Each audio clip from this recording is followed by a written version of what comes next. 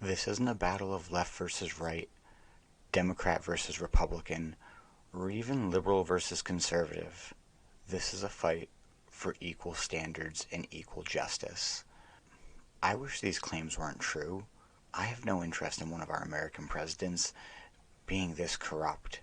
It doesn't make me feel good just because it's a Democrat. My argument for why we need to reduce the size of federal government is because it allows for bad actors to do things like this. This man has been a politician his whole life, and even if he was 100% wholesome that whole time until he became vice president and then got caught with the entrepreneurial spirit, opened 20 companies and just started taking money from foreign governments, what matters is that our justice system does not play favors to either side or any one. Our legal system and justice system beat the crap out of the everyday man. We can't have the son of a politician being paid by foreign governments and him not pay taxes on it? Absolutely not. And in this briefing, you'll see that's honestly what the Republicans are trying to do. We can't make this a left versus right fight. It's difficult because the Democrats are really in a bad position here, and they don't want to feel like losers. That's what we've done over the past 20 years. That's what participation awards do. You have a problem being a loser, so they'll just deny. But again, this isn't left versus right. This is about a politician not paying taxes and them using the Department of Justice and the FBI. Again, if Hunter Biden had paid his taxes, no one would have looked at this. That's how blatant this was.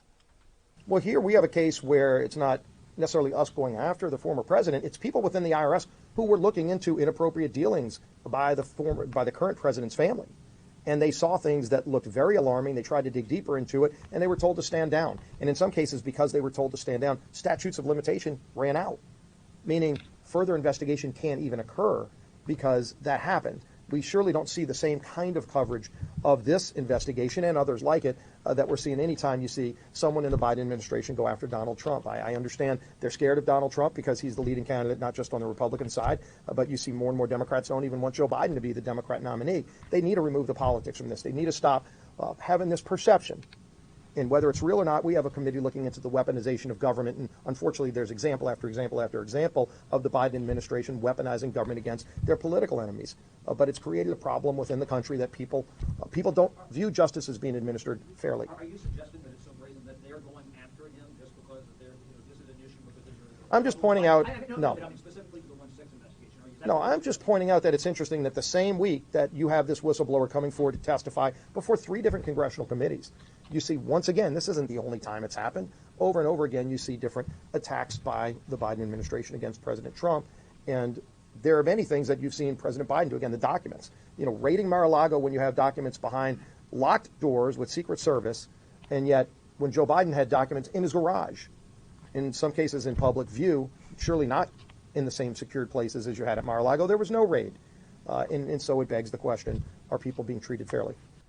Exactly. It just begs that question. Trump has been indicted 3 times by 3 different agencies. It's clear that they're trying to not allow him to run in the next election.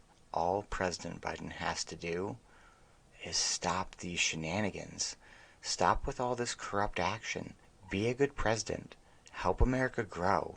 Are you so sure you're going to die so soon that you just don't care and you're going to kill our country to add wealth to your family at the cost of this country, and have a party of raving Democrats that will blindly follow you? Independent voters, anarchists, libertarians, will voting Trump in this election make the country worse? I hope you learned something.